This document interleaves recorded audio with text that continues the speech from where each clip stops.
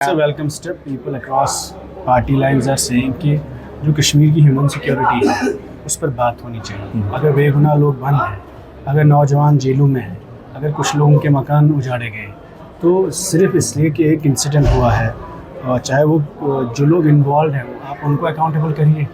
आप मासेस को collective punishment नहीं दे सकते। पिछले कई महीनों में अस्पतालों में काफ़ी कुछ मसले मसाइल देखने को मिल रहे हैं और पुलवामा अस्पताल की अगर बात करें तो यहाँ भी कुछ इश्यूज़ हैं। हाल ही में हमने देखा कि एक पेशेंट की मौत वाक़ा हुई, जिसके बाद यहाँ प्रोटेस्ट भी हुआ। आज वहीदुर्रहमान पर्रा जो MLA पुलवामा है वो अस्पताल, डिस्ट्रिक्ट अस्पताल पुलवामा के दौरे पे थे।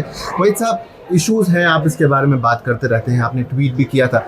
किस तरीके से इनको सॉल्व किया जा सकता है, क्या वे आउट? ये हेल्थ एक अहम सेक्टर है यहाँ पे, और क्योंकि इस पर जो भी पेशेंट आता है एवरीबडी नीड्स स्पेसिफिक अटेंशन, और अनफॉर्चुनेटली फुटफॉल बहुत ज़्यादा है जो हमारा डिस्ट्रिक्ट हेल्थ सेक्टर में। आपको पुलवामा डिस्ट्रिक्ट हॉस्पिटल के हवाले से बात करेंगे तो यहाँ 2000 से 3000 लोग हर दिन आते हैं। तो कुछ इंफ्रास्ट्रक्चर लेवल पे हमारी नाकामी भी है और प्रॉब्लम्स भी है, क्योंकि ये बहुत कंजस्टेड हॉस्पिटल है। तो बिल्कुल आप घूमेंगे तो यहाँ जगह ही नहीं होती है। दूसरा यहाँ पे मेन इशू है कि वैकेंसीज़ काफ़ी है पेंडिंग, जो स्टाफ की बहुत डर्थ है और इक्विपमेंट की डर्थ है।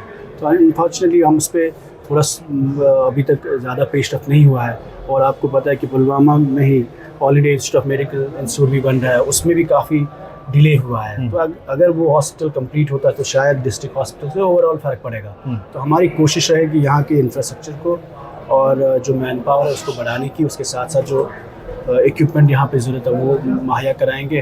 तो बाकी अकाउंटेबिलिटी जहाँ फिक्स होनी चाहिए उस पर भी कोशिश करेंगे कि डिस्ट्रिक्ट हॉस्पिटल एडमिनिस्ट्रेशन हो जहाँ पे भी उनकी अकाउंटेबिलिटी है, या हॉस्पिटल में डॉक्टर्स अवेलेबल होने चाहिए। कई बार शिकायतें होती हैं, बट मेन इशू इस वक्त यहाँ पर कंजेशन का है, सैचुरेशन का है और स्टाफ की डर्थ है। तो हम कोशिश करेंगे जो हेल्थ सेक्टर में रिफॉर्म्स की ज़रूरत है, मेरे ख्याल में काफ़ी हद तक लोगों की बहुत डिमांड से काफ़ी काम हेल्थ डिपार्टमेंट में हो रहा है, लेकिन लोगों की तवक्कात है, उम्मीदें बहुत है, और क्योंकि डिस्ट्रिक्ट्स में फुटफॉल बहुत ज़्यादा होता है, उस हवाले से मुझे लगता है कहीं ना कहीं गवर्नमेंट को इसको बहुत ज़्यादा प्रायोरिटी पे लेने की। नई बिल्डिंग एक पुलवामा अस्पताल की काफ़ी वक्त से बनती आ रही है, क्या कुछ उम्मीदें हैं कब तक वो मुकम्मल होगी? और क्योंकि आपने फुटफॉल का जिक्र किया, आपने किया कि कंजेशन एक प्रॉब्लम है, तो अगर नई बिल्डिंग तैयार होती है तो शायद लोगों को 50 बेड कैजुअलिटी वार्ड यहाँ पे बन रहा है, क्रिटिकल ब्लॉक है, तो वहाँ पे काम तो शुरू ऑलरेडी हुआ है। तो इंशाल्लाह 1 साल में वो कंप्लीट होगा। लेकिन उसके साथ साथ यहाँ और भी इशूज़ है कि यहाँ उसके बिना भी अंदर स्पेस का बहुत बड़ा कॉन्स्टेंट शुरू से रहा है।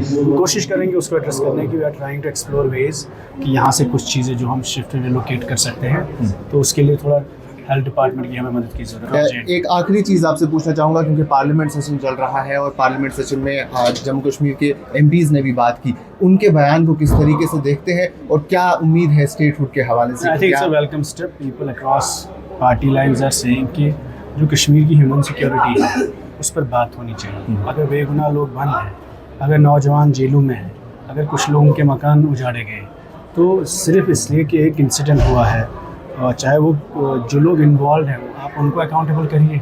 आप मासेस को कलेक्टिव पनिशमेंट नहीं दे सकते। और ये बात मियां अल्ताफ़ साहब ने कही, अगरुल्लाह साहब ने कही, इंजीनियर रशीद साहब जो खुद बंद हैं उनकी भी रिहाई होनी चाहिए। तो अगर हमारे मेंबर पार्लियामेंट बंद रहेंगे तो आम लोगों की आप क्या हालत समझ सकते हैं। तो I think they have raised legitimate issues and we are all supporting this cause for giving rights and legitimate rights to people. Statehood की क्या उम्मीदें हैं? क्या इस सेशन में लगता है कि उम्मीद है, लेकिन हम चाहते हैं कि स्टेटहुड के साथ साथ स्पेशल स्टेटस की बात हो। चलिए, थैंक यू।